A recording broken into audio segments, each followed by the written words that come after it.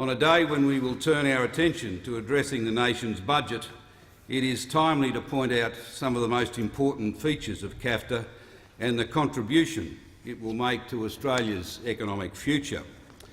The signing of KAFTA is a significant milestone for the government's economic diplomacy agenda. KAFTA is a world-class, comprehensive agreement that substantially liberalises our existing and growing trade with Korea, our third largest export market, our fourth largest trading partner, and an economy with an above-average growth outlook. It is a liberalising agreement with one of Australia's most important trading partners. Over an implementation period of 15 years, from 2015 to 2030, KAFTA is expected to create 15,000 jobs and add $5 billion to our economy. KAFTA is the first of a series of bilateral trade agreements we are committed to concluding with major trading partners. These agreements, when they enter into force, will translate to more jobs and higher economic growth for Australia and demonstrate definitively that Australia is open for business. To this end, we concluded negotiations with Japan during the Prime Minister's visit to Japan on the 7th of April and have re-energised our negotiations with China. These agreements will add a new dimension to our bilateral relationship with each country, part of a deepening engagement with our North Asian partners. KAFTA gives Australian exporters significantly improved market access in goods and services. It eliminates very high tariffs on a wide range of Australian goods exports, including beef, wheat, sugar, dairy, wine, horticulture and seafood, and it creates new market openings for services. KAFTA will substantially improve investment protections and further integrate Korea with Australia's open and stable economy. Importantly, KAFTA also protects our competitive position in the Korean market. Today, Korea is giving preferential access to our major competitors, including the United States, European Union, Chile and Asian countries. But immediately on KAFTA's entry into force, Korea's tariffs will drop to zero for 84% of its imports by value from Australia, and most other tariffs will be phased out quickly. 99.8% of Australian goods will enter Korea duty-free on full implementation of the agreement. For agriculture, Korea will eliminate tariffs immediately on entry into force for raw sugar, for wheat, wine and some horticulture.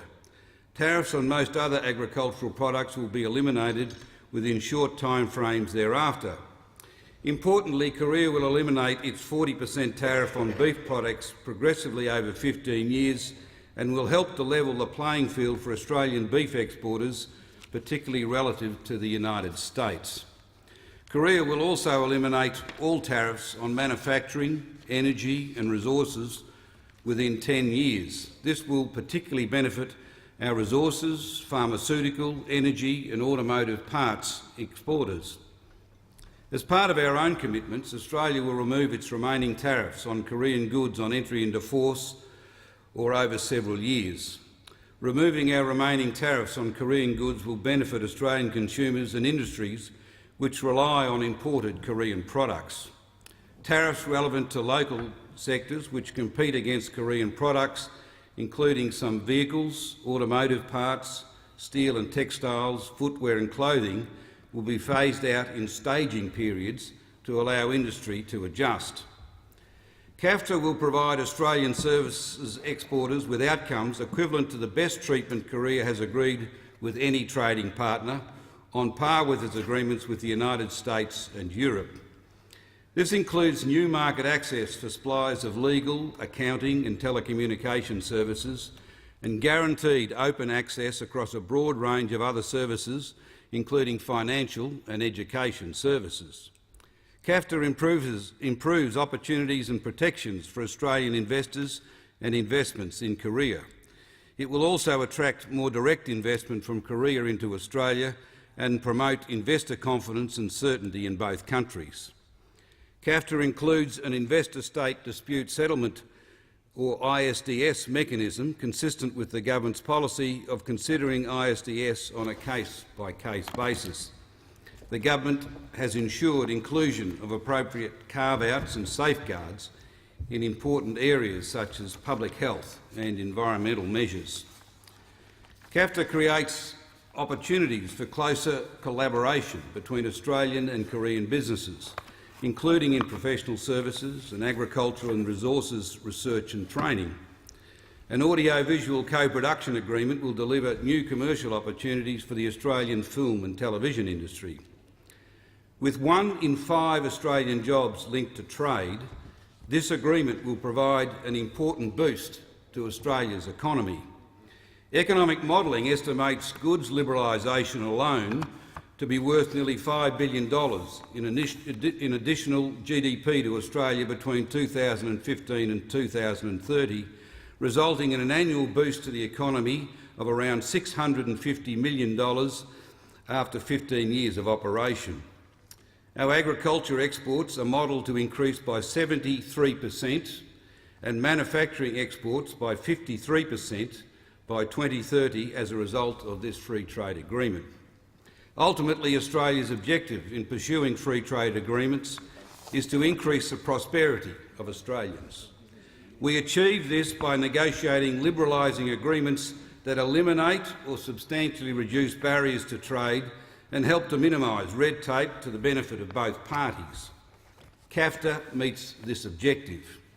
The economic benefits of this free trade agreement to our business and consumers and to the Australian economy more broadly will start to flow once KAFTA enters into force. We aim to ensure this important agreement can enter into force by the end of 2014 to allow Australians to reap the benefits from this agreement as early as possible. Implementation of KAFTA will require a number of legislative amendments, and I urge members and senators to give favourable consideration to these amendments when they are introduced. This is an agreement that took a long time to negotiate, and I commend the achievement of officials from various agencies led by the Department of Foreign Affairs and Trade. I also acknowledge the contribution of colleagues opposite and the former Trade Minister, Craig Emerson. I commend this agreement to Parliament and hereby table the Korea-Australia Free Trade Agreement with its national interest analysis.